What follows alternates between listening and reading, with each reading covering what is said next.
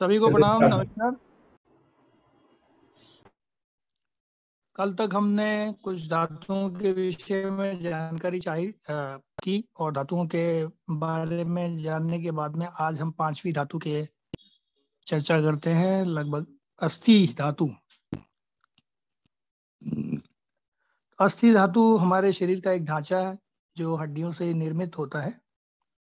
इसी के आधार पर शरीर व उसके अंगों के आकार का निर्माण और शरीर खड़ा होता है। स्ट्रक्चर है हमारा एक बॉडी का, जैसे स्केल्टन है। जैसे हम लोग घर मगर बनाते हैं तो उसका भी एक स्केल्टन होता है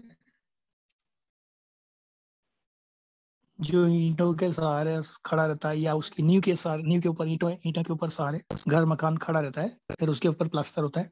ठीक इसी प्रकार ये हमारा मांस धातु भी हमारे प्लास्टर की तरह है। और ये जो अस्थि हमारा स्ट्रक्चर है जो हमारे अंगों को सुरक्षा प्रदान करता है। ये हालांकि मैं कल बता चुका हूं, लेकिन फिर भी इसको रिपीट एक बार कर लेते। तो अस्थि धातु के बढ़ने के लक्षण और रोग। शरीर में अस्थि धातु के बढ़ने से हड्डियों का आकार सामान्य से अधिक मोटा और बड़ा हुआ होने लगता है। बालों और नाखूनों में तेजी से वृद्धि होने लगती है। दांतों के आकार भी सामान्य से ज्यादा होना। हड्डियों व दांतों में दर्द, क्योंकि गैप बढ़ जाता है तो वहां पे दर्द शुरू हो जाएगा। दाढ़ी मूछ के रोग होना और आदि, ये सब चीजें जो हैं किसके, इसके मुख्य लक्षण हैं अस्थि रोगों के, अस्थि धातु के बढ़ने के। अब कमी के बारे में देखें तो शरीर में अस्थि धातु की कमी होने पर हड्डियां कमजोर होने लगती हैं। हड्डियां,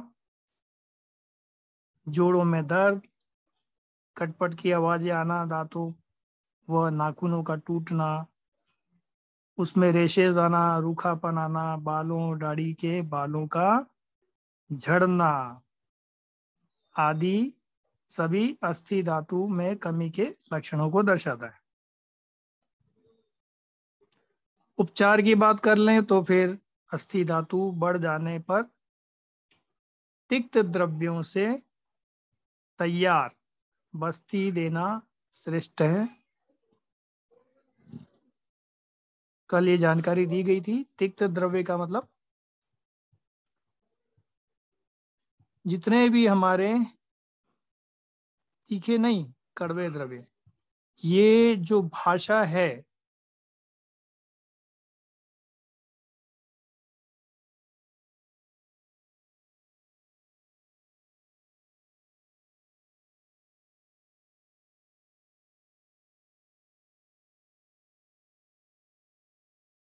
हिंदी का विस्तार जो हुआ है, या हिंदी साहित्य का विस्तार क्रम जो देखने को मिला है, ये ऐसा शब्द या ऐसे अर्थों में हमें नहीं देखा जाता था। ऐसी हिंदी नहीं होती थी। आज जो हिंदी डेवलप हुई है भारत की आज़ादी के बाद में, ऐसी भाषा शैली नहीं होती थी। बड़े ही कम शब्दों में अधिक बात को कहने का चलन होता था।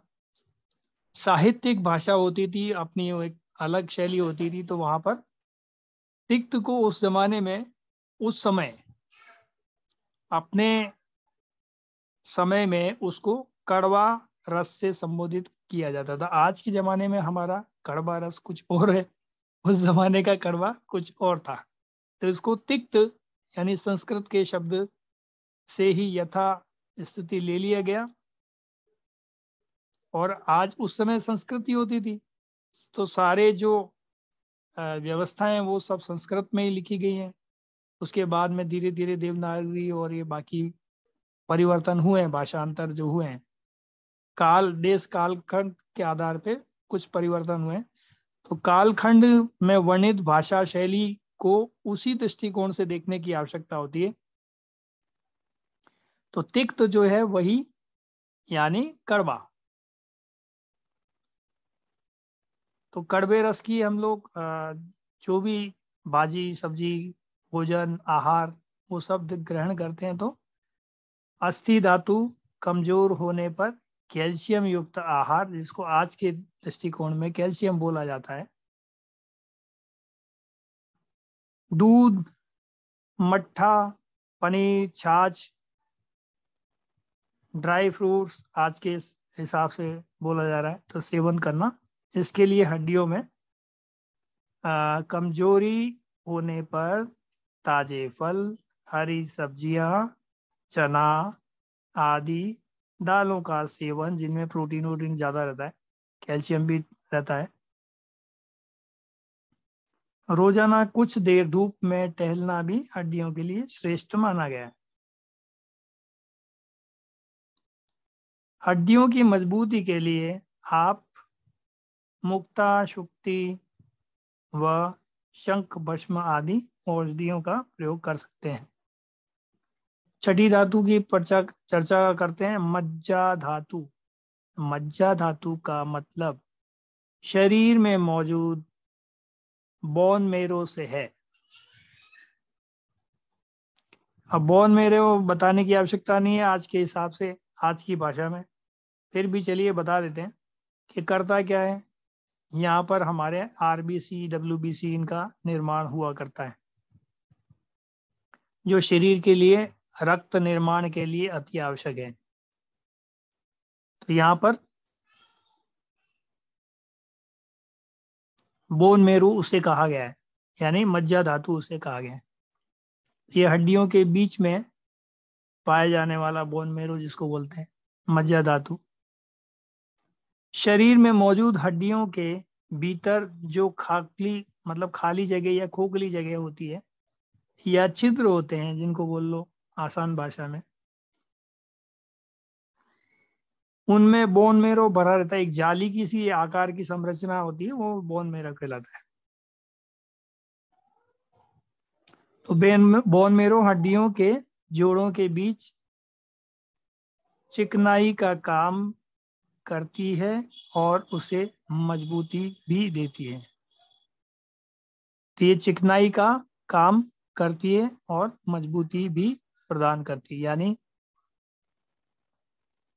मूवमेंट जो होता है उसके अंदर, जो कई बार शॉर्ट शब्दों में हम लोग अपनी देसी भाषा में जोड़ों में ग्रीस खत्म हो गया ऐसे भी बोल देते हैं, या इसको अंग्रेजी में बोले तो साइनोविल फ्लूइड बोल सकते हैं। तो हम अलग अलग भाषाओं में इसका अलग अलग नामकरण दिया जा सकता है। तो मज्जा धातु के बढ़ने के लक्षण और रोग पूरे शरीर और खास तौर पर आंखों में भारीपन और हड्डियों के जोड़ों में बड़े बड़े फोड़े फुंसियां होना मज्जा धातु के बढ़ने के लक्षण हैं। अब मज्जा धातु बढ़ जाएगी तो ये स्थिति आती है। तो आंखों में, क्योंकि मज्जा धातु का संबंध कहाँ कहाँ से है, जोड़ों पर है, क्योंकि जो फ्लूइड आता है वो सब जोड़ों में ही जाता है, जोड़ों को ही नरिशमेंट देता है, आंखों को भी नरिशमेंट देता है, इसलिए आंखों के अंदर भी देखा जाता है। ये और ज्यादा जब बढ़ने लगता है, इसका कोई प्रयोग होता नहीं है, मूवमेंट होता नहीं है, हम लोग चलते फिरते नहीं है, तो अक्सर कर आप देखते हैं कि बुढ़ापे में वात रोग बढ़ते हैं। अब वात का इससे क्या संबंध है, तो वात का सीधा दुश्मनी हड्डियों से ही है। तो हड्डियों के अंदर जितने भी चीजें हैं उन सबको ये प्रभावित करता है।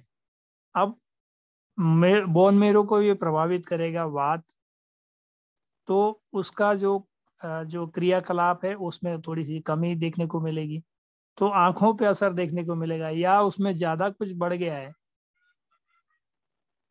तो आंखों पे भी उसका असर देखने को मिलेगा।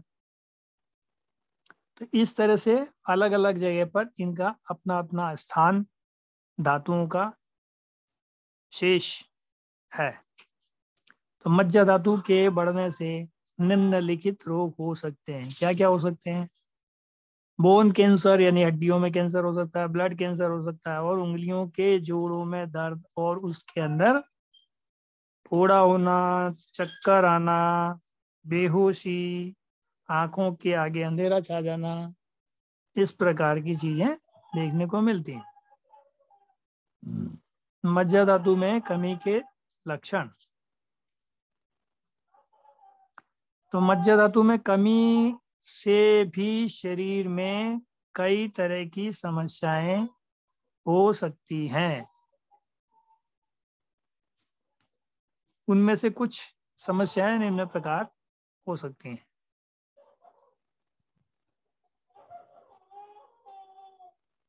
हड्डियों में खोखलापन,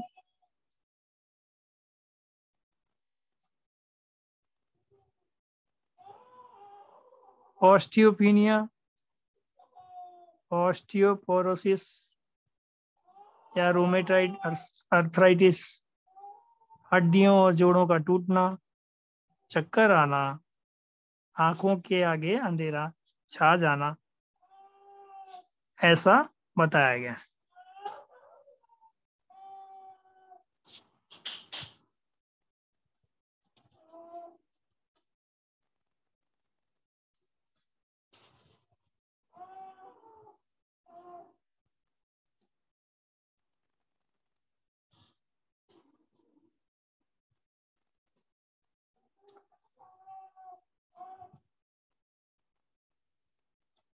तो उपचार के दृष्टिकोण से शरीर में बोन मेरो की कमी होने पर मज्जा युक्त द्रव्य आहार का सेवन करना श्रेष्ठ है। चर्चा करते हैं शुक्र धातु की।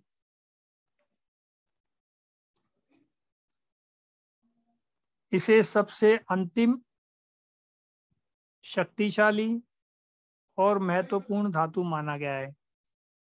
इसका सीधा संबंध हमारे शरीर में मौजूद प्रजनन संबंधी टिश्यू से है, अर्थात वो सारी चीजें जो संतान पैदा करने में मदद करती हैं शुक्र धातु के अंतर्गत आ जाती हैं। शुक्र धातु के कार्यों की चर्चा करते हैं। तो शुक्र धातु का मुख्य काम संतान उत्पत्ति करना है। विपरीत लिंग के प्रति आकर्षण, वीरता, निडरता, संभोग के समय वीर्य का निकलना आदि शुक्र धातु के कारण ही संचालित होता है। यानी देखते हैं ना, निडर लोग डरते नहीं है, तो शुक्र धातु अच्छी रहती है, तो आप देखना ऐसे लोग निडर रहते हैं, डरते नहीं। तो शुक्र धातु के बढ़ने के लक्षण की चर्चा करें तो देखने में आता है कि शुक्र का अधिक मात्रा में स्राव,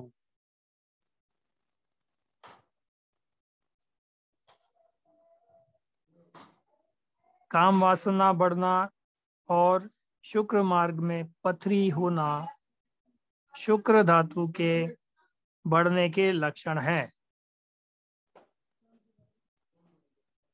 शुक्र धातु में कमी के लक्षणों की चर्चा करते हैं। तो शरीर में शुक्र धातु की कमी होने से कई तरह के लक्षण नजर आने लगते हैं, जैसे शरीर में कमजोरी, मुंह का सूखना, एनीमिया, थकान होना, नपुंसकता ये हो सकता है, आदि शुक्र धातु की कमी के लक्षण हैं। इसके अलावा अंडकोश में तेज दर्द होना, लिंग में जलन होना भी शुक्र की कमी के लक्षण माने जा सकते हैं। शुक्र धातु के असंतुलन से होने वाले रोगों की चर्चा करें तो शरीर में शुक्र धातु के असंतुलन से निम्नलिखित समस्याएं हो सकती हैं, जैसे नपुंसकता,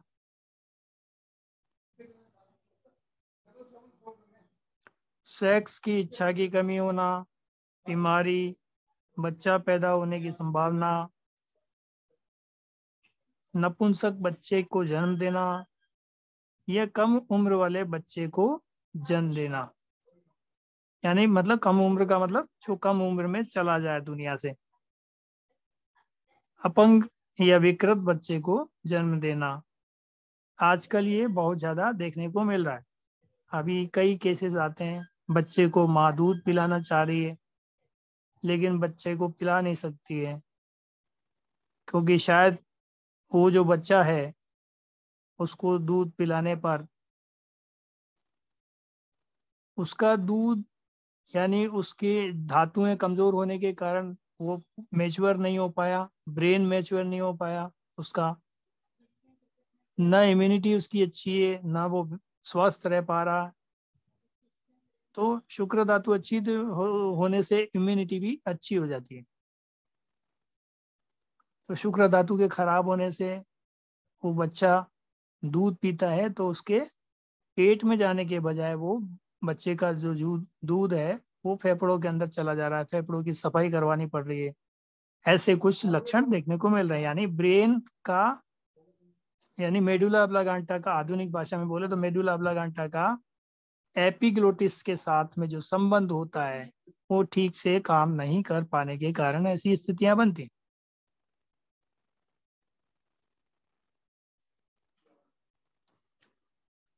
तो उपचार के जन्म से उपचार के दृष्टिकोण से हम देखते हैं तो शरीर में शुक्र ज्यादा होने पर उपवास, पूजा पाठ और संतुलित आहार का सेवन करें।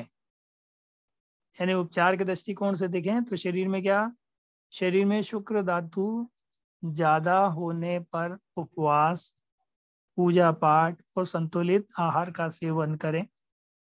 शुक्र धातु की कमी होने पर शुक्र धातु बढ़ाने वाली चीजों और मधुर रस वाली शुक्र पुष्टिकर औषधियों का सेवन करें। यानी मधुर रस से शुक्र की मात्रा बढ़ रही है।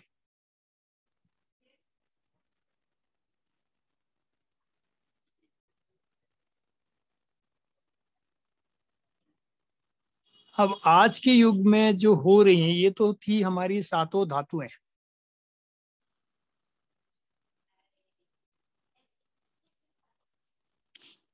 तो आज के युग के हिसाब से अभी क्या चल रहा है, सबसे ज्यादा ये देखिए, ये सातों धातुएं जब पुष्ट होती हैं यानी रस धातु सबसे पहले आपकी अच्छी होनी चाहिए। रस धातु अच्छी होगी तो आपका रक्त भी अच्छा बनेगा, फिर आगे की सारी धातुएं भी एक से ठीक तक पूरे शुक्र तक की धातुएं सभी अच्छी रहेंगी और शुक्र धातु भी क्षय न होने से बच जाएगी। तो आप जो नाड़ी, हम लोग सुषुम्ना नाड़ी की चर्चा करते हैं तो बस ये इसका बहुत गहरा संबंध है। तो आपको ध्यान मेडिटेशन में मन न लगना, ये सारी बीमारियां सब इसी से ही होने वाली थी। इसलिए शुक्र धातु को आपको खराब होने से बचाना चाहिए, सभी लोगों को ध्यान रखने की आवश्यकता है। और आज के परिप्रेक्ष्य में बीमारियां इससे बहुत कुछ हो रही हैं दुनिया भर की। रस धातु के कारण एक और नई बीमारी देखने को मिलती है, वो जिसको बोलते हैं वाइट डिस्चार्ज महिलाओं में। तो इसकी चर्चा बात निकली है तो हम इसका इलाज भी आपको गाइड कर देते हैं। एक फार्मूला है, आप चाहें तो नोट कर सकते हैं उसको। शुक्र धातु यदि अच्छी रहती है तो हमारा जो है मन भी काम में लगता है और खुशी भी रहती है, मन में खुशी रहती है। तो किसी काम को हम करते हैं तो उसमें थोड़ा मन का जो भाव थोड़ा खुशी पूर्वक दिखाई देता है। नहीं तो क्या होता है कि हम लोग जो है पूरी तरह से अपने को स्वस्थ नहीं पाते और फिर वो ऐसा फील होता है कि जने पता नहीं क्या बोझा जिंदगी का ढो रहे हैं या कुछ ऐसा लग रहा है। ऐसी क्रम जो देखने को मिल सकते हैं।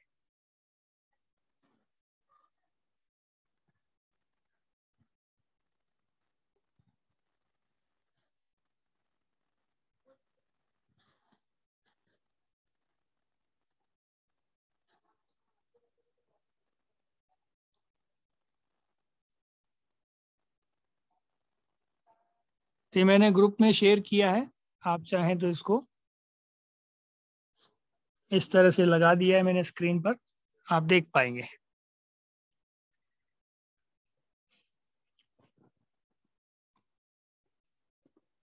तो आज के परिप्रेक्ष्य में समाधान के दृष्टिकोण से अपन देखते हैं, तो सबसे पहले हमको क्या है, रस धातु को ठीक करना है। तो क्या करना, दूध और चावल का सेवन जो है हम लोग कर सकते हैं, या ये ऐसा कर सकते हैं कि फटे दूध का पानी का हम जो सेवन करें 1-2 दिन, या चावल के मांड का सेवन करें, उससे धातु हमारी रस धातु थोड़ी ठीक होने लगेगी। फिर उसमें हल्का हल्का खाने की मात्रा बढ़ा देंगे, बाकी भी धातुएं सुधरने लगेगी और हमारा डाइजेशन का सिस्टम भी ठीक होने लगेगा। और औषधीय परिचक्र की बात करें तो औषधीय स्थिति में हम देख सकते हैं सफेद पानी या खून जाना, कई दफे ऐसा होता है, बहुत ज्यादा ब्लड जाता है शरीर में, और जिससे कारण कमजोरी आ जाती है, बहुत सारी समस्याएं होती रहती हैं। तो उसके लिए आप ये पूरा नुस्खा जो है आपके सामने है। 25 ग्राम अंजीर ले सकते हैं, प्लस शहद ले सकते हैं 10 ग्राम, दिन में 3 बार, ऐसा करके इसको आप यूज कर सकते हैं। अंजीर भी ये आपको हेल्प करती है। 25 ग्राम आंवले का रस ले सकते हैं। आंवला क्या करता है, शरीर में ड्राइनेस लाता है, और सफेद पानी डिस्चार्ज होना, ये भी इन्फेक्शन के कई रीजन में आता है, और ब्लड भी ज़्यादा जाना है। तो आंवला तासीर में ठंडा भी है, तो ब्लड हमेशा पित्त बढ़ने की वजह से खून शरीर में से निकलता ज़्यादा है, तो ये तासीर को ठंडा करने का काम करेगा। इसके साथ में क्या जोड़ा गया, मिश्री। मिश्री भी क्या है, तासीर में ठंडी है,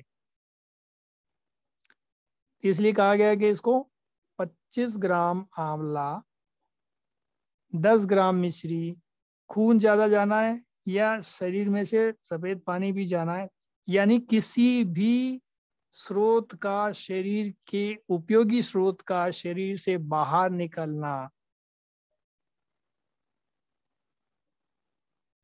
और उसको स्तंभन का प्रदान करना। कौन सा रस करता है, 6 रस है हमारे।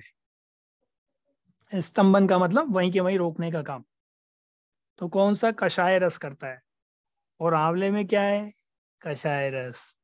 और सीधा आपने 25 ग्राम ले लिया, यानी 250 ग्राम की टेबलेट, 250 mg की टेबलेट लेते हैं लोग बाग, 500 mg की टेबलेट लेते हैं, हमने तो सीधा 250 ग्राम दे दिया उसको, तो एक ही बार में रुक जाएगा सारा सिस्टम ही।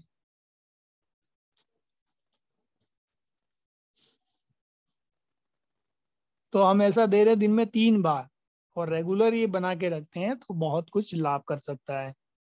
3 ग्राम भूमि आम्लकी, आम्लकी मतलब आंवला ही है, आंवले, अम्लकी, अम्लकी भी इसको कहा जाता है, आंवले को। तो भूमि आंवला या भूमि अम्लकी, ये भी तासीर में ठंडा है, प्लस चावल का पानी, वो भी तासीर में ठंडा है, रस धातु को अच्छा मजबूत करता है। 50 ग्राम, दिन में 3 बार। और दूध और चावल, ये सब क्या है, तासीर में ठंडे हैं, राइट। एक अंजीर को छोड़ दीजिए, बाकी सब के सब तासीर में ठंडे हैं।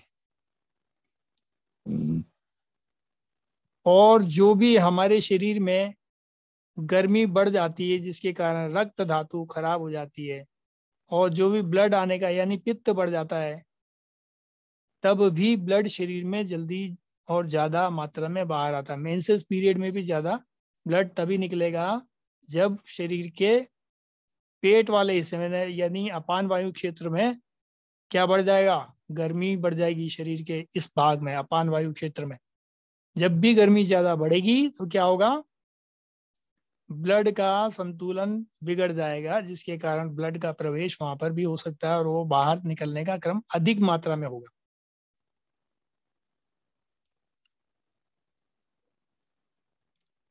सफेद पानी की भी वही कहानी है, सिमिलर। जब भी हमारा टेम्परेचर, आजकल क्या है कि ये बीमारी कुछ ज्यादा होने लगी, क्योंकि हम लोग जीन्स पैंट ऐसे हमारे परिवार के जन पहनने हो गए हैं, पश्चिमी संस्कृति से ओतप्रोत होकर के। तो ये क्या कर रहा है, ये जो ऑक्सीजन की शरीर को जरूरत जिस समय थी, उस समय तो एकदम, जीन्स कोई पतला कपड़ा तो है नहीं जिससे हवा पास होगी, खुलापन है नहीं, वहां का टेम्परेचर कम कैसे होगा, यानी नाभि से नीचे का यदि टेम्परेचर 37 डिग्री टेम्परेचर हमारा बॉडी का टेम्परेचर अमूमन तौर पे माना जाता है, और इसके नीचे का टेम्परेचर 2 से 2.5 डिग्री या 3 डिग्री टेम्परेचर नीचे होना चाहिए, कम होना चाहिए, टेम्परेचर उसका कम होना चाहिए, यानी अपान वायु क्षेत्र का, तब तो ये ठीक से काम चलता रहता है। नहीं तो ये सिर की तरफ भागने लगती है वायु, इसका जैसे टेम्परेचर बढ़ेगा तो ये ऊपर की तरफ उठने लग जाएगी। तो इसकी जो क्रिया प्रतिक्रिया में जो बाहर डिस्चार्ज होना चाहिए, चाहे वो पॉटी, स्टूल, मूत्र वगैरह जो भी है, वो भी डिस्चार्ज नहीं हो पाएगा, कॉन्स्टिपेशन भी हो सकता है, और माहवारी का समय चल रहा है तो खून ज़्यादा आ सकता है। टेम्परेचर जैसे ही बढ़ेगा तो ये दिक्कतें आएंगी, ये स्वाभाविक है। सफ़ेद पानी की भी उन दिनों ज़्यादा शुरुआती दौर में ऐसी स्थिति देखने को मिलती है, कईयों को तो सीधा ही जा रहा होता है। तो ऐसी स्थितियां जो हैं ये केवल और केवल टेम्परेचर की अधिकता के कारण, या अंग्रेजी में बोलो तो हार्मोन्स की गड़बड़ी के कारण होता है। ये प्रोजेस्टेरोन हार्मोन्स और ये जो दोनों हार्मोन्स है, इनकी अप एंड डाउन के कारण ये सारी क्रिया प्रतिक्रिया होती।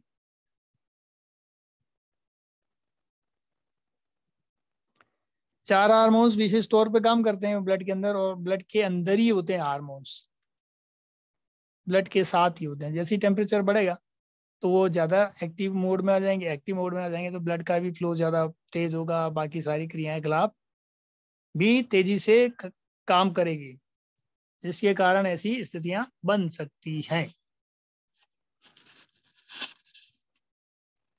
ऐसे समय में एक और समस्या होती है, क्या होती है? देखिए क्या समस्या हो गई। इन मैडम जी को बहुत भयंकर गुस्सा आ रहा है। तो ये जो गुस्सा है, चिड़चिड़ापन है, इन्हीं दिनों में हुआ करता है।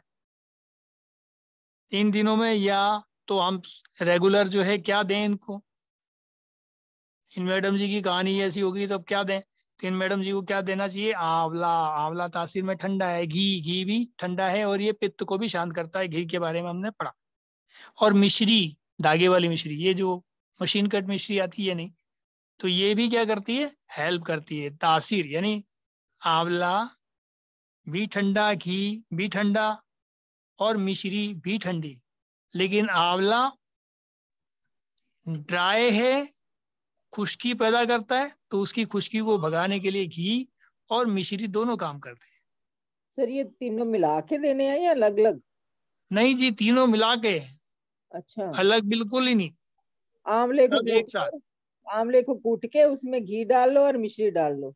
हाँ जी, हाँ जी। आंवले का पाउडर 1 चम्मच ले लो। अच्छा अच्छा। 25 ग्राम बोला ना, 25 ग्राम में 1 से 2 चम्मच भी ले सकते हैं। हाँ। तो 2 चम्मच ले लो, घी डाल दो उसमें, 1 1.5 चम्मच घी डाल दो, उसका थोड़ा सा पेस्ट बन जाएगा, और तो उसमें मिश्री मिला दो। हरा आंवला उतनी भी की ले सकते हैं?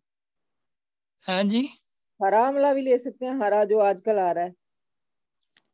नहीं जी, नहीं जी, हरे की अलग चीज है और पाउडर वाला फॉर्म अलग चीज है। पाउडर वाला ड्राइनेस करता है, ये ड्राइनेस नहीं करता हरा वाला। अच्छा जी। आप यदि हरा वाला लेना चाहो तो ले सकते हो, हाँ वैसे भी वही। खाओ, कोई दिक्कत ही नहीं है। हाँ हाँ ठीक है। तासीर तो ठंडी है इसकी, लेकिन क्या है, ये ड्राइनेस नहीं करता।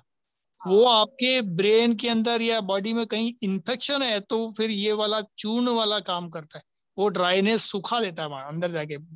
जो ठीक भी है। कोई इन्फेक्शन हुए हैं, जो कोई फंगल इन्फेक्शन या जो कहीं भी होते हैं शरीर में, उसको सुखाने के लिए पाउडर वाला फायदा करता है, न कि ये वाला। ठीक ये है। वाला अच्छा है, ले सकते हैं, खा सकते हैं। इसकी अपन अभी मौसम आ गया है तो आराम से घिस करके इसकी चटनी बना लो, बारीक बारीक हो जाता है, हम्म। घिस की भी अच्छी सी चटनी बन जाती है। तो ये हर खाने में हम लोग दे भी सकते हैं लोगों को। तो कषाय रस भी है आंवला। घी 2 2 बूंद नाक में डालना, इससे ब्रेन भी ठंडा रहता है। तासी ठंडी है ना, जिसको नासिका द्रव्य भी बोलते हैं, बाजार में नासिका द्रव्य के नाम से मिलता है वो वाला घी। एक तो वो नहीं मिले तो फिर देसी घी तो है ही गाय का। नासिका द्रव्य ज्यादा असर करता है क्योंकि उसमें और भी दवाओं का मिश्रण मिल करके बनता है वो।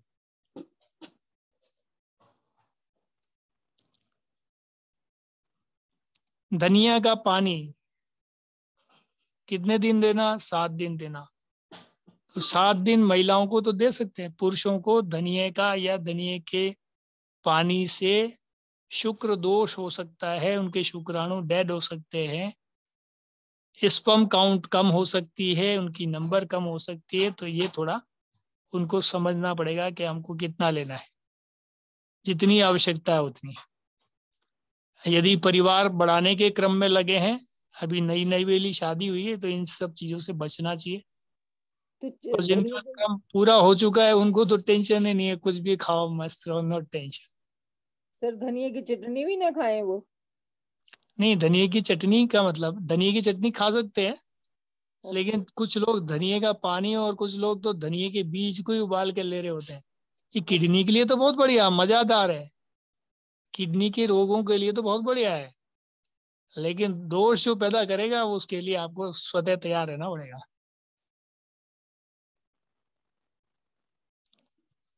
तो जो भाई अपनी फैमिली के लिए विकास कार्य में लगे हैं, वो उनको बाकी लोगों को समझना पड़ेगा।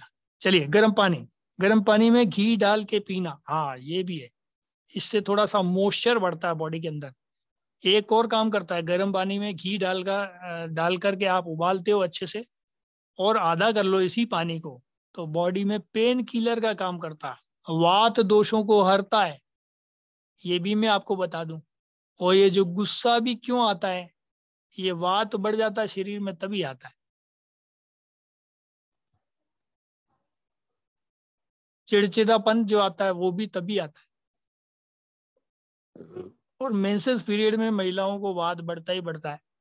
ये नहीं बढ़ेगा तो वो जो अंदर की लेयर है वो ब्रेक नहीं करेगी तो सफाई पूरी तरह से नहीं होगी, उसमें थोड़ी सी भी कमी रह जाएगी तो दिक्कत होगी। इसलिए 1-2 दिन पहले पेट में साइडों में दर्द होने लग जाता है, पेड़ों में, क्योंकि वो अपनी जगह बना रहा होता है, वात बढ़ रहा होता है उस समय। कईयों को इसी समय जी मितलाना, जी घबराना, उल्टी आना, ऐसे क्रम भी हो जाते हैं जब बॉडी में फैट ज्यादा बढ़ जाता है तो। क्योंकि वो लेयर जो है टूटने में वो पतली हो जाती है, वैसे उस वक्त टूटने के लिए आसान रहती है, लेकिन जब फैट वाली चीजें हम लोग खाते हैं या हमारा इस एरिया में फैट की मात्रा जब बढ़ती है कमर के हिस्से में, तो वो वहां भी बढ़ेगी। वो गाइडेड बम तो है नहीं कि भाई खाली इधर ही बढ़ेगी, तो फैट का मतलब तो सब जगह बराबर ही जाएगा ना। गाइडेड बम थोड़ी कि खाली ब्रेन में जाके लगेगा, तो बाकी शरीर के अंगों को भी वो उसकी जो लेयर है उसको भी बड़ा कर देगा, मतलब उसमें मोटाई ला देगा, तो ये हर 22 दिन में वो लेयर कमजोर पड़ती है, पतली होती जाती है, फिर धीरे धीरे टूट जाती है, वो फट जाती है। तो जो एग होता है वो एक बार राइट से और एक बार राइट लेफ्ट से एग पैदा होता है और वो बाहर निकल जाता है। जब उसका कहीं किसी से संबंध नहीं हो पाता है, निषेचन नहीं हो पाता है, तो वो एग बाहर निकलता है। तो ये इसके वजह से होता है, ये अपान वायु की वजह से सारा क्रम। तो ये जो है इसके अंदर जब भी गुस्सा, चिड़चिड़ापन, इसलिए भाई सबको मैं कहता हूँ कि हमारी माताएं बहनें किसी को गुस्सा करें तो आप बुरा मत माना करो। समय के हिसाब से सब चीजें, माँ कभी खराब नहीं होती, माँ हमेशा आशीष ही देती है। तो ऐसा कभी भी क्रम हो तो हमें समझना चाहिए उनकी वस्तु स्थिति को। वात बढ़ जाता है तो हमारा भी बढ़ेगा, तो हमें भी वही स्थिति बनेगी। तो इसका समाधान हम इस प्रकार कर सकते हैं, क्योंकि तासीर वहां पे ज्यादा बढ़ गया है, टेम्परेचर वहां का बढ़ गया है आधुनिक विज्ञान की दृष्टिकोण से, और इसके दृष्टिकोण से, हमारे हिसाब से आयुर्वेद के दृष्टिकोण से क्या हुआ, वात बढ़ गया वहां पर, राइट। फर्क इतना ही है, यानी पेट में गैस ज्यादा बनना, गुड़गुड़ होना, ये समय भी होता हुआ अक्सर कर होता है। अक्सर कईयों को कॉन्स्टिपेशन भी हो जाता है, तो उसके लिए भी आंवला अच्छा है, पेट साफ करता है, घी भी पेट साफ करता है। तो ये बहुत सारी चीजें हैं जिनको हम, लेकिन घी जरूरत से ज्यादा जाएगा तो बदबू पैदा कर देता है, मतलब गैस पास होने में गंध पैदा हो जाती है। तो इसको ज्यादा मात्रा में नहीं, जितना जरूरत है आंवले का पेस्ट बन जाए बस इतना ही लेना है। और गर्म पानी का जरूर प्रयोग करें।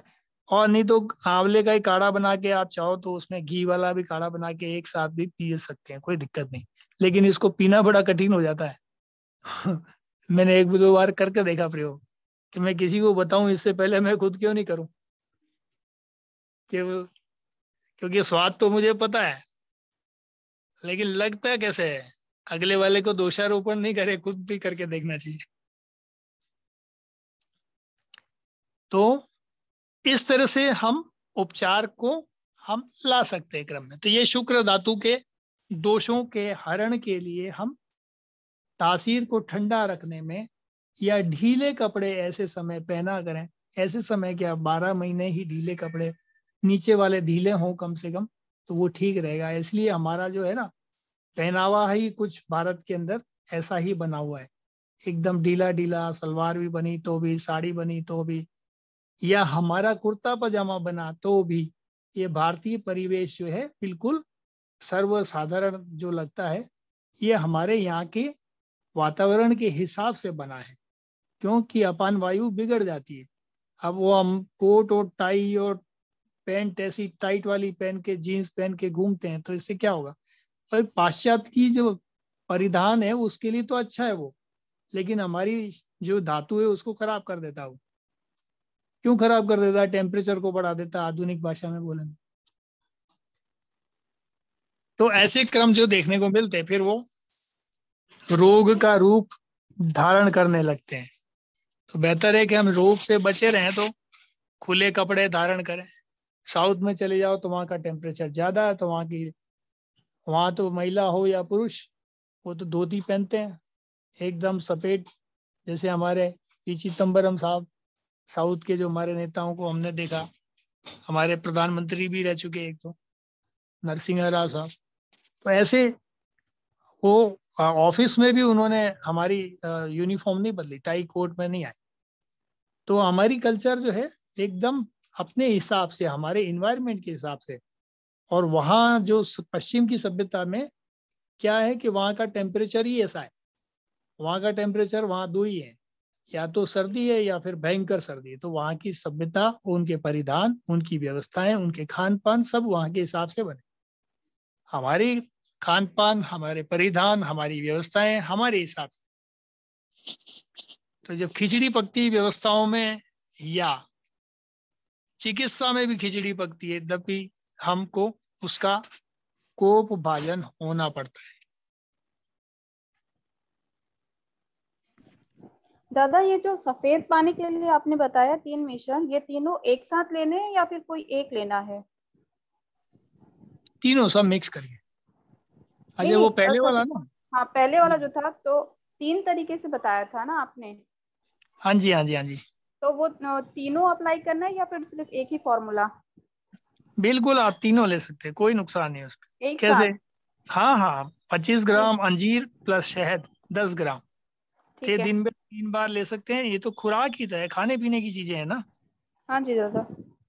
हाँ, इसमें कोई नुकसान नहीं। 25 ग्राम आंवला जो ले रहे हैं, वो देखिए, हम्म। ये जो अंजीर और जो दिया गया है शहद, ये क्या करता है देखो। शहद भी क्या है, कषाय रस है। हम्म। मधुर रस होने के साथ में कषाय रस भी है शहद। तो ये जो कषाय रस है, ये क्या करता है, जो एक्स्ट्रा जो ब्लड जा रहा है, ये स्तंभन का काम करता है। मैंने बताया था ना, कषाय रस क्या करता है, स्तंभन का कार्य जी। करता है, ये रोकने का काम करता है, बांध बांधने का काम करता है। तो जरूरत से ज्यादा जो ब्लीडिंग हो रही है तो उसको रोकने का काम करेगा ना। हम्म। ऐसी वाइट डिस्चार्ज भी जा रहा है तो उसको जरूरत से ज्यादा कुछ भी जा रहा है, शरीर का भाग ही तो है, वो रस धातु जो खराब हो रही है उसको रोकने का काम करेगा ये। ठीक है, थैंक यू। तो इसको हम ले सकते हैं, कोई बड़ी बात नहीं। आराम से तीनों का ये पूरा प्रयोग एज इट इज जैसा लिखा है, हम हर कोई दे सकते हैं, इसमें कोई नुकसान नहीं। जी दादा। क्योंकि भारी भरकम दवा नहीं है इसमें। अंजीर खाने पीने की चीज है। 25 ग्राम कितनी है, 2 अंजीर ले लें, एक दो अंजीर, इतना तो हम वैसे भी खा लेते हैं। शहद 10 ग्राम का मतलब 2 चम्मच शहद हो गया। एक अंजीर सुबह खा लो, एक अंजीर शाम को खा लो, 25 ग्राम हो गई। या दिन में 3 बार लेना है तो 3 बार कर लो इसको, 25-25 ग्राम। एक एक, मेरे ख्याल से 25 ग्राम एक ही अंजीर चढ़ेगी।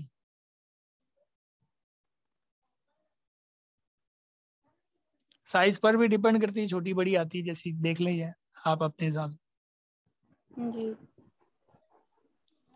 तो शहद भी लगभग 1 से 1.5 चम्मच के आसपास, 10 ग्राम के आसपास आएगा, क्योंकि शहद थोड़ा भारी रहता है, गाढ़ा होता है, भारी होता है। तो 10 ग्राम, 10 ग्राम माने तो 1 से 1.5 चम्मच के बीच में ही होगा, टीस्पून। तो दिन में 3 बार ले सकते हैं। एक अंजीर सुबह हो गई शहद के साथ, एक दोपहर में ले ली, तो एक शाम को ले ली। किन दिनों में? जब ब्लडिंग चल रही हो, उन दिनों में। ये खून को बढ़ाता है ना अंजीर, यानी रिपेयरमेंट भी होता रहेगा साथ में, और ये उसको रोकथाम भी करता रहेगा। जो कमजोरी आ रही है वो शरीर में, उसको भी रोकेगा, जिससे चिड़चिड़ापन और वो सारी स्थितियां ना आए। 25 ग्राम आंवला स्वरस जिसको बोलते हैं, तो आंवले का जो रस है हम बना के ले सकते हैं। घिस करके आधुनिक आंवला है वो भी ले सकते हैं इसके साथ। ये रस का जहां पर काम आ जाएगा वो भी लिया जा सकता है। इसमें मिश्री भी डाल देंगे, लगभग 10 ग्राम। मिश्री भी थोड़ी भारी रहती, तो 1-1.5 चम्मच के आसपास रहेगा। तो दिन में 3 बार लेंगे। किस समय? जिस समय ब्लड ज्यादा जा रहा है, तो ये उस समय के लिए। लेकिन वाइट डिस्चार्ज रेगुलर चल रहा है, तो फिर हमें इसको रेगुलर ले सकते सर अगर पेट में दर्द भी हो तो? हैं। दर्द के लिए मैं आपको एक बढ़िया सी चीज बता देता हूँ। जब भी दर्द होगा ना, ये गैस के लिए होगा। जब भी शरीर के अंदर गैस होती है तो दर्द होता है। हम्म। बड़ा आसान सा तरीका है, अजवाइन ले लो, पौना चम्मच। नहीं सर, जब ये मेंसेस में ही कई बार लोगों बिल्कुल के दर्द बिल्कुल, जब भी मेंसेस का शरीर में कहीं भी दर्द होगा, वो गैस के बिना नहीं होता। सर फिर उससे जब ब्लीडिंग लोग, ज्यादा नहीं होएगी? हाँ जी, ब्लीडिंग नहीं ज्यादा बढ़ेगी उससे? नहीं बढ़ेगी। रुकिए तो सही, मैं पूरा इंतजाम तो कर रहे हैं उसका। हम्म। अच्छा, साथ में वो ठंडी चीजें भी लेते रहो, गर्म भी ले लो? सारा इंतजाम करना पड़ेगा ना। ये जो हम्म। अपन ले रहे हैं ये तो है ही, ये सब ठंडी चीजें होगी। लेकिन उसकी जो गैस जो बन रही है, गैस उठ रही है, उसको पास करना भी तो जरूरी है। तो गैस को आप पास किससे करोगे? अजवाइन ले लो, रस धातु को ठीक कर दो। अजवाइन ले लो पौना चम्मच, और 1/5 या 1/4 नमक का, काला नमक ले लो, और 2 चुटकी हींग ले लो। इसको बस पानी से निगल लो, 1 कप पानी से। 10 मिनट में दर्द गायब होगा, 11 महीना नहीं लगता है। मैंने करवा के देखा। ठीक है। कहीं भी दर्द, माइग्रेन का भी दर्द हो तो भी कोई दवा काम नहीं कर रही थी माइग्रेन में। मेरे घर के अंदर ही मेरी सिस्टर आई हुई थी, उसको माइग्रेन है। दोबारा सिर में दर्द बताना दादा, है। दोबारा बताना। पौना चम्मच अजवाइन, 1/4, 1/5 काला नमक, हम्म। और 2 चुटकी हींग, गर्म पानी के साथ में। बस खाना वाना खा करके निकलना है, पहले नहीं। खाली पेट ले सकते हैं 1-2 बार, लेकिन हमेशा नहीं ले सकते, बार बार नहीं। 1-2 बार, जैसे कई बार कईयों को अचानक से दर्द हो गया, सिर में दर्द हो गया, 10 से 12 मिनट नहीं लगता। इतनी जल्दी तो कोई गोली इंजेक्शन भी काम नहीं करता।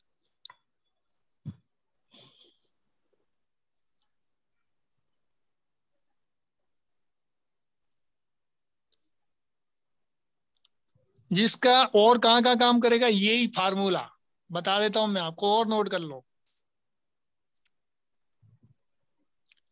जिसको मानसिक अवसाद, कुछ ज्यादा अचानक से गुस्सा आ गया, अचानक से भयंकर वाला, तोड़ फोड़ कर रहा है, ये उठा के पटक दिया, वो उठा के पटक दिया, ऐसी अवस्था में भी उसको दे दोगे ना ये अजवाइन वाला, ये वाला, तो वहीं स्टॉप हो जाएगा 10-5 मिनट में।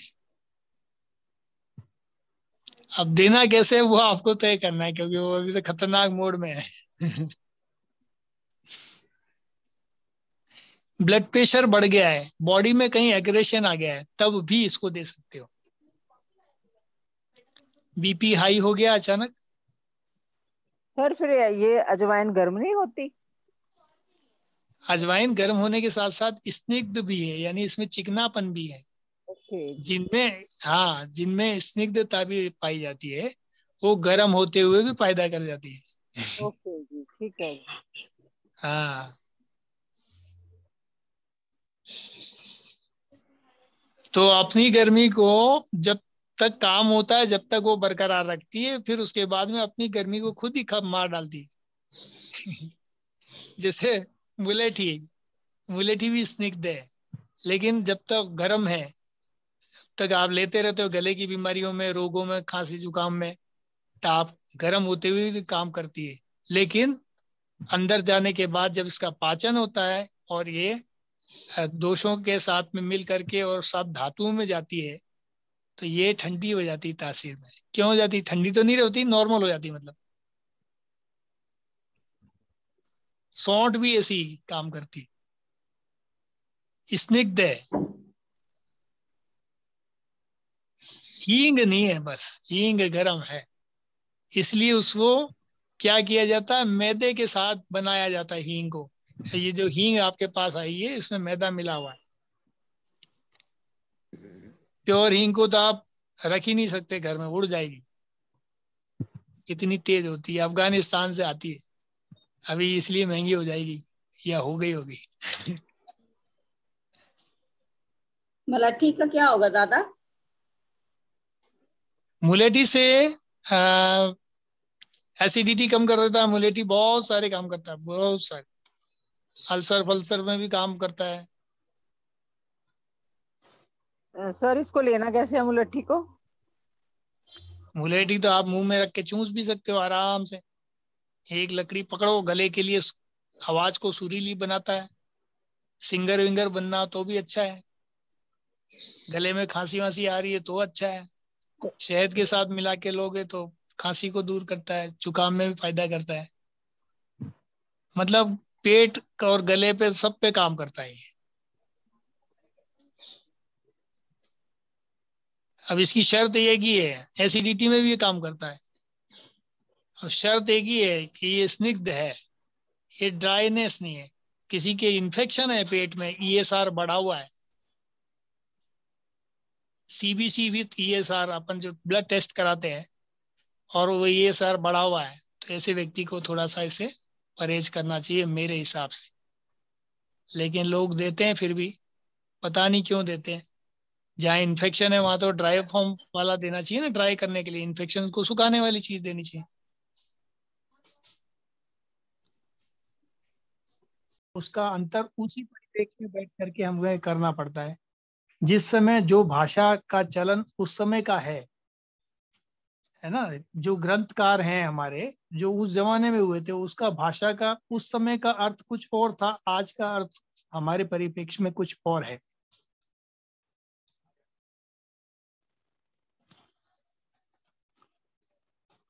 तो तिक्त का यानी कड़वा, ऐसे ही हम चर्चा कर रहे थे। अभी आचार्य जी ने कल मुझे बताया कि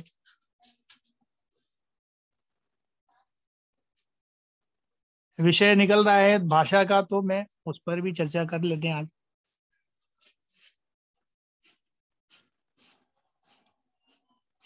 पाप कर्म का विषय जो था ना, पाप कर्म का विषय, तो पाप कर्म का ठीक है उन्होंने कहा, तो कोई बात नहीं। उस समय के हिसाब से वो पाप कर्म का मतलब उस समय की भाषा ही ऐसी होती थी, किसी भी गलत कर्म को हम पाप का नाम दिया करते थे उस जमाने में।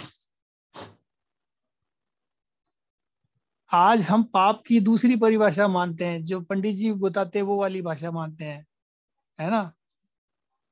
उस समय की पाप कर्म का मतलब जो भी गलत काम होते थे, हम सृष्टि को कोई नुकसान पहुंचा रहे हैं। आज हम जैसे गाड़ी चला रहे हैं, गाड़ी चला के हम पेट्रोल का इस्तेमाल कर रहे हैं, तो हम भी पाप कर्म कर रहे हैं, क्योंकि सृष्टि के नुकसान पहुंचा रहे हैं हम। तो इन कर्मों का हमें या हमारी पीढ़ियों को या हम कहीं अगला जन्म लेंगे तो हमें भुगतना पड़ेगा। तो जो सृष्टि की व्यवस्थाओं को आज हम बिगाड़ रहे हैं, तो हमारी आने वाली पीढ़ियों को भुगतना पड़ सकता है। या हम भी कभी इस दुनिया में रहते हैं या नहीं रहते, या कभी भी हम दुनिया में आते हैं दोबारा से, तो हम की बात करते हैं, यानी हम वासुदेव कुटुंबकम की बात करते हैं। हम कभी भी, हमारे ग्रंथ भी हमेशा वासुदेव कुटुंबकम की बात करते हैं, हमारे गुरुजन भी हमेशा से हमारे आचार्य जन भी हमेशा से एक ही बात करते हैं, वो मैं की बात नहीं करते, वो सब वासुदेव कुटुंबकम की बात करते हैं। तो वासुदेव कुटुंबकम की मतलब ये है कि ये जो सृष्टि है इसमें कोई भी चीज उस समय खराब हुई है या 50 साल बाद खराब हुई है या आज परमाणु बम डाल दिया किसी ने, तो इसके लिए हम सब भी शायद कहीं ना कहीं जिम्मेदार हैं, हम पाप कर्म के भोगी हैं। एक तरह का ये भी पाप है, हम सृष्टि को नुकसान पहुंचा रहे, तो ये भी पाप है। तो पाप कर्म का आशय अलग अलग समय में अलग अलग हो सकता है, अलग अलग विषयों का शब्दार्थ अलग अलग परिप्रेक्ष्य में अलग अलग हो सकता है। तो कभी कभी हम लोग अपने हिसाब से गढ़ने लगते हैं, वो थोड़ा ठीक नहीं है। शास्त्रों के हिसाब से मैंने कई लोगों से भी चर्चा की, हमारे एक 92 वर्षीय बुजुर्ग हैं, हालांकि ऊंचा सुनते हैं, वेद जी महाराज हैं, उस जमाने के, पीढ़ी दर पीढ़ी 10वीं 12वीं पीढ़ी है। तो वो जो कहते हैं वो कहते हैं कि बेटा पाप का मतलब एक पाप नहीं होता है, जो जो पूर्व जन्म के कर्म या पूर्व जन्मों का कर्म का मतलब ये हुआ कि पहले जब जब जिस जन्म में हम भी जन्म हुए थे, मान लो इससे पहले के जन्म में हुए थे हम, यदि जन्मांतर की बात करते हैं, पति और पत्नी भी शपथ खाते हैं हम 7 जन्म तक साथ निभाएंगे, अन्य जन्मों की भी बात करते हैं। तो हम जिस जन्म में आए थे हम की बात कर रहे हैं, हम मैं की तो बात नहीं कर रहे हैं। तो हमने कोई सृष्टि में कोई खराबी कर दी किसी चीज की, तो वो जो सृष्टि है आने वाली और उससे खराब होगी, और ज्यादा खराब होगी, फिर और ज्यादा खराब होगी। जैसे जो केमिकल आज हम यूरिया वगैरह इस्तेमाल कर रहे हैं, वो हमारी पहले की पूर्व की पीढ़ियां नहीं करती थी, आने वाली पीढ़ियां और शायद केमिकल का ज्यादा इस्तेमाल करेंगी और ज्यादा रोगग्रस्त होंगी। तो हमने हमारी पीढ़ियों को हमने ही अपनी व्यवस्थाओं को बिगाड़ के एक तरह का पाप ही तो किया। तो ये भी एक तरह का पाप कर्म है, चाहे इस जन्म में करेंगे या अगले वाले में करें। तो शायद भाषांतर का फर्क आ सकता है, शायद इस परिप्रेक्ष्य में किसी ने कहा होगा, तो इसमें कोई विशेष बात नहीं। हाँ, हम अपने कोई वार्तालाप से, बातचीत से किसी का दिल दुखाते हैं, किसी को ठेस पहुंचाते हैं, तो ये भी एक तरह का पाप कर्म है। यानी उसके, अब हम दूसरी तरफ आज जो थायराइड का रोग की बात करते हैं, तो ये प्रलाप विलाप का रोग मानते हैं ज्यादातर लोग। अब प्रलाप विलाप का रोग क्यों मानते हैं? ज्यादातर महिलाओं को भी है। अब भारत सरकार के आंकड़े आते हैं या हम स्वास्थ्य मंत्रालय के आंकड़े आते हैं, उसमें देखते हैं पुरुषों को ये रोग नहीं है थायराइड, मुश्किल 10-15% के आसपास, 14-15% के आसपास या 15-16% के आसपास पुरुषों में आता है, लेकिन महिलाओं का ही रोग बताया जाता है। लेकिन थायराइड तो पुरुषों को भी है, महिलाओं को भी है। जो ग्रंथियां महिला और पुरुष में बराबर सी है, तो वो ग्रंथि जो है उसका प्रभाव महिला को ही क्यों दिख रहा है, पुरुष को क्यों नहीं दिख रहा है? इसका मतलब ये है कि हमारे समाज में हम इमोशन से जुड़े हुए हैं, इमोशन से जुड़ा है। मातृ भाव जिसको बोलते हैं, जो मातृ भाव है वो इमोशन है, वो प्रलाप और विलाप को समझता है, इशारों की बात को समझता है। किसी पुरुष को समझाने के लिए आपको थोड़ा सा कठोर शब्दों में शायद कहना पड़ेगा। हमारी माता बहनों को इशारे में आप बोल दो जरा सा कि बहन जी जरा चाय पीने की इच्छा हो रही है, थोड़ा सा हल्का सा इशारा करो, आपको जोर से कहने की जरूरत नहीं पड़ेगी, वो पिला देंगे। खाने की इच्छा हो रही है, तुरंत अपना सारा काम छोड़ करके वो लग जाएंगे।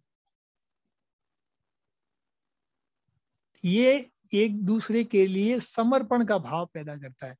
तो जब प्रलाप और विलाप से ये जो रोग आता है थायराइड का, या थायराइड बढ़ता है, तो ये तब बढ़ता है जब हमारे मन की बात हम नहीं कह पाते। आधुनिक विज्ञान इस पर रिसर्च करके ये बोलता है। तो मन की बात कौन नहीं कह पाता? जो इमोशनल है वही कह नहीं पा रहा।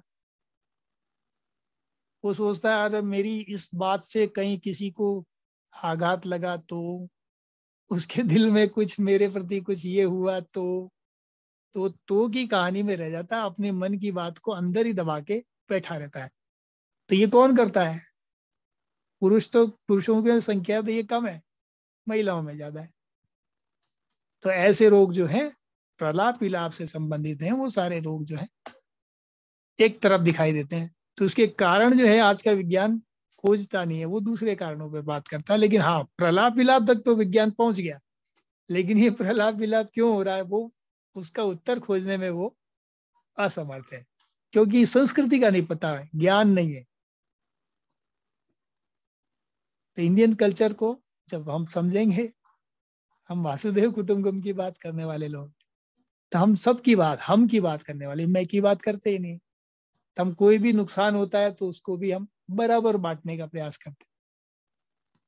लेकिन पश्चिम की सभ्यता में ये सारा नहीं, तो उसको प्रचार भी ऐसा कर दिया गया। अब वो कभी कभी व्हाट्सएप पे ऐसी चीजें आ जाती हैं लिखी हुई, भूत पिशाच चुड़ैल, भारत ने क्या दिया, दुनिया ने क्या दिया, एटम बम, अमेरिका ने क्या दिया, एटम बम। अब एटम बम कौन सी अच्छी चीज है? जापान के अंदर देखो एटम बम का असर, आज तक पीढ़ियां देख लो।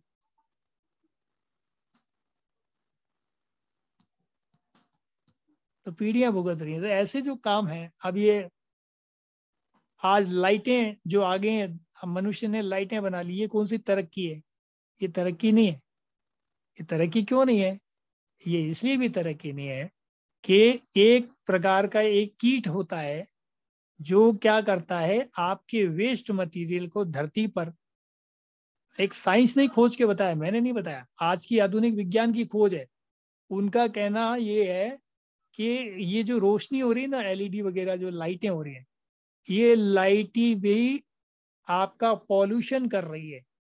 इसका पॉल्यूशन कम करो। तो पाश्चात्य देशों में, बड़े बड़े डेवलप्ड कंट्रीज में, इसीलिए ये 1 वाट का, 2 वाट का, आधा वाट का बल्ब बना, इसीलिए ये कल्चर वहां से आई। नहीं तो हमारे यहाँ तो 100, 150, 500 वाट का तो हम ऐसे ही हेलोजन लगा देते हैं। तो इससे क्या हो रहा है कि जितनी लाइट हमें जरूरत नहीं हो, उससे ज्यादा हम धरती पे प्रकाश फैला देते हैं। और उस कुछ जैसे चमगादड़ है, इसको रात को दिखता नहीं है, तो ये रात ही को काम करती है, दिन में तो काम करती नहीं। तो बहुत सारे काम करती है रात को, जो हमारे मनुष्य जाति के लिए अच्छे हो। एक कीड़ा होता है, वो धरती का जो विष है, मल है, उसको लड्डू बना के इकट्ठा करता है, और लड्डू बना करके गड्ढे खोद करके वो अंदर लुढ़का देता है। वो राती को पैदा होता है। वो भी एक विज्ञान ने खोज के बताया। अभी मेरे दिमाग से, क्योंकि मेरा वो विषय नहीं है, लेकिन मैं अब पढ़ते रहते हैं तैयारी के लिए, कुछ न कुछ दिन भर पढ़ने की आदत है। वो पढ़ रहा था, वो उसके नाम मेरे से दिमाग से निकल गया। तो वो जो है उस रोशनी में काम नहीं कर पाता जो हमारी धरती को शुद्ध करने का काम करे। तो हर प्राणी दूसरे प्राणी का भोजन भी है। तो धरती पे पॉल्यूशन और ये जब टेंशन और ये सब आते हैं, आज कंप्यूटर का बहुत सारा वेस्ट निकल करके इकट्ठा हो गया, थोड़े दिन बाद ये जो बैटरियां आ गई हैं, बैटरियों का वेस्ट इकट्ठा हो जाएगा। ये सब हो रहा है, एक तरह का अंबार लगता जा रहा है। इसके पूरे पहाड़ के पहाड़ बन चुके हैं कई जगह। तो ये जो स्थितियां है ना, इसके लिए भी ये भी एक तरह का पाप कर्म ही है, जो हमने अपने से करके तैयार किया, अपने आप को तैयार किया उससे। ये मेरी अपनी समझ से, अपनी छोटी सी बुद्धि के विवेक से मैं प्रयास कर रहा हूँ कि हम इसके ऊपर भी क्यों ना ध्यान दें। पॉल्यूशन है एक तरह का। तो हमने लाइट बनाई, हमारे ऋषि मुनियों ने लाइट नहीं बनाई, हमारे आचार्यों ने लाइट नहीं बनाई, हमारे पूर्वजों ने लाइट नहीं बनाई। पश्चिम की सभ्यता से सब चीज आई, विकास विकास विकास है या विनाश है वो तो हम देख रहे हैं। हमारे ऋषि मुनियों ने बहुत पहले, अब कणाद ऋषि ने बम, एटम बम का आविष्कार कणाद ऋषि ने किया था, लेकिन बम बनाया नहीं, किसी को नहीं पता। महर्षि भारद्वाज 500 प्रकार के हवाई जहाज बनाने की पद्धतियां लिख के गए, लेकिन बनाया नहीं। क्योंकि उनका मानना ये था कि धरती की जो घूर्णन गति है, फिजिक्स, आज का फिजिक्स जो है, चलो हम तो बायो के सब्जेक्ट वाले हैं, फिजिक्स भी पढ़ते हैं, तो फिजिक्स भी पढ़ना चाहिए। फिजिक्स को, फिजिक्स आज का फिजिक्स उस पर रिसर्च करके क्या बताता है कि धरती की घूर्णन गति से, एक साइंटिस्ट से एक सवाल पूछा गया, क्या आप ये बताइए कि हम जो ये यंत्र वगैरह बनाते हैं ये खराब क्यों हो जाते हैं? टेक्नोलॉजी तो सब अच्छी है। तो साइंटिस्ट ने क्या जवाब दिया? उस साइंटिस्ट ने एक जवाब दिया कि ये इसलिए खराब हो जाते हैं, चाहे वो घर का लाइट हो, चाहे जो पृथ्वी की घूर्णन गति है, घूमने की जो गति है, उस गति से, तेज गति से कोई भी चलने वाला यंत्र उस धरती पर ज्यादा समय तक नहीं टिक सकता। हाँ, उसके समान गति से चलता है तो वो सालों साल टिकता है, जैसे आपकी बैलगाड़ी। तो हमारे ऋषि मुनियों ने क्या बनाया? बैलगाड़ी। वो चाहते तो हवाई जहाज बना के उड़ा सकते ना, तो उन्होंने क्या बनाया? बैलगाड़ी बनाया। और बैलगाड़ी ऐसी बनती थी, हमारी पीढ़ियां गुजरती थी, एक नहीं, दो नहीं, पांच नहीं, 10-10 पीढ़ियां उससे एक ही बैलगाड़ी से जोत करके खा पी लेते।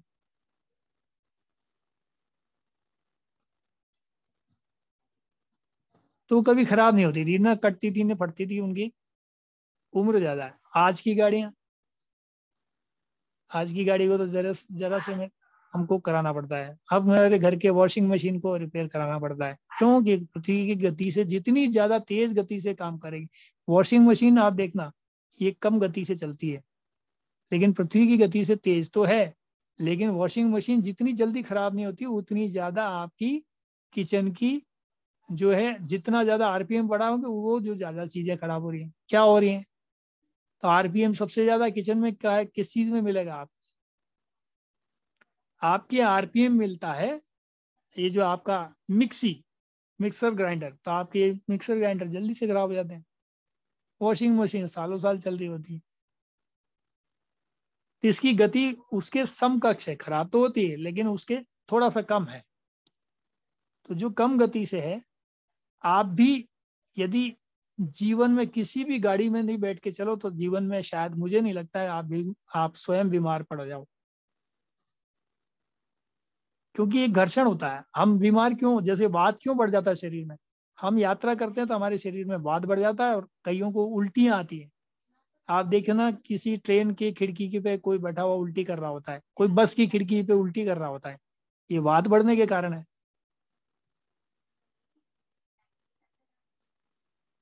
तो हमारा आयुर्वेद कहता है वात बढ़ेगा वहां पे दिक्कतें आएंगी, जिसके कारण ये सारी परेशानी आएगी। सिर में दर्द होगा, सिर में चक्कर आना, वात बढ़ना, ये सब ये वो असंतुलन की कहानी। तो जैसे जैसे हम धरती के घूर्णन गति के विपरीत चलते हैं, जब जब ये परेशानी आती, कोई भी देश अंटार्कटिका महाद्वीप में जाके बम क्यों नहीं डालता है? सबको पता है यहाँ डालने से पूरी धरती खत्म हो जाएगी, नहीं डालना है। ये विज्ञान है, विज्ञान को समझना पड़ेगा, आधुनिक रूप को और पौराणिक रूप को, दोनों को सामंजस्य के साथ में समझना, देखना पड़ेगा। मैं तो विद्यार्थी हूँ, रोज समझने का प्रयास करता हूँ। हाँ सर, जब हम बस में जाते हैं तो है ना, सिर दर्द होता है या उल्टी आती है, बिल्कुल उस टाइम फिर बिल्कुल। क्या लें वायु के लिए? हाँ, अब उस समय क्या लेना है? वात बढ़ गया, वात को कम करने वाली क्या क्या क्या चीजें हो सकती हैं, वो सब ले सकते हो आप। क्या क्या है फॉर एग्जाम्पल? फॉर एग्जाम्पल कोई भी मीठी चीज ले लो, टॉफी ले लो, मुंह में चूसते रहो, अच्छा जी, ठीक है है। ना। नींबू पानी ले लो। नींबू पानी तो बस में जा रहे हो या कहीं जा रहे हैं हम लेकर जाते हैं ना साथ में। नींबू हाँ, जूस तो लो। अब आप देखो हमारी पीढ़ी को, उनको हमारी दादी नानी पुरखी को किसने बताया कि भाई नींबू पानी लेके जाओ बोतल में भर के, जब चक्कर आए या ऐसा कुछ हो तो नींबू पी लेना। वो तो पढ़े लिखे नहीं थे। तो ये हमारे पुरखे इस्तेमाल कर रहे हैं, हम भी वही कर रहे हैं। ये वात बढ़ने के कारण है सारा। जब भी पृथ्वी की घूर्णन गति से कोई भी चीज ज्यादा तेज चलेगी तो ये वात बढ़ेगा, वात बढ़ेगा तो हमारे को समस्या आए। ये झूला है, हम झूला डाल के झूलते हैं ना, तो झूला जैसे ही नीचे की तरफ आता है, आपके पेट में कुछ ना कुछ होता है। क्या होता है? ये जो पृथ्वी का घर्षण है, गुरुत्वाकर्षण बल है, यही घर्षण इसमें काम करता है, बल।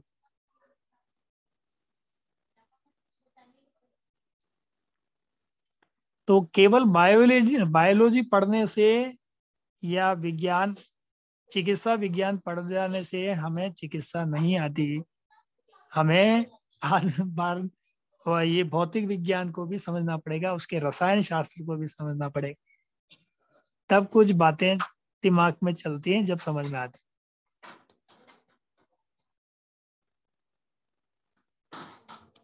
तो विज्ञान की अलग अलग अवस्थाएं, अलग अलग विषय हैं, सबका हम आदर करें, आचार्यों का भी आदर करें, अपने अपने क्षेत्र के सभी हैं।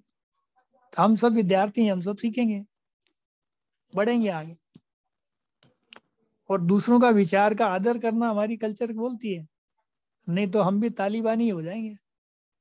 तालिबानी हो गया, हमारी किताब में हम कहीं लिखा हुआ है कि साहब ये चीज नहीं हो सकती, गीता में ये लिखा हुआ है, हम भी तालिबानियों की तरह बंदूक उठा के शुरू हो जाते हैं। तो हम भी और हमारे में उनमें क्या फर्क रह जाएगा। इसीलिए तो हम वासुदेव कुटुंबकम हैं, हम दूसरे का विषय का आदर करते हैं।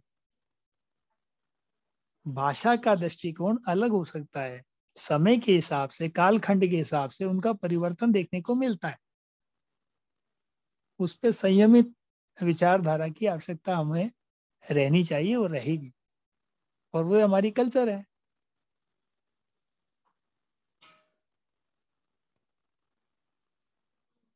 राइट, तो करें नमन, सभी को प्रणाम, समापन करें आज का।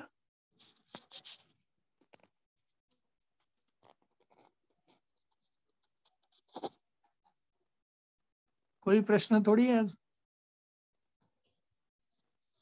नहीं दादा, कोई प्रश्न नहीं। हमारे लीला जी का तो वो रह गया, अब चलिए फिर करेंगे इनका अच्छे से।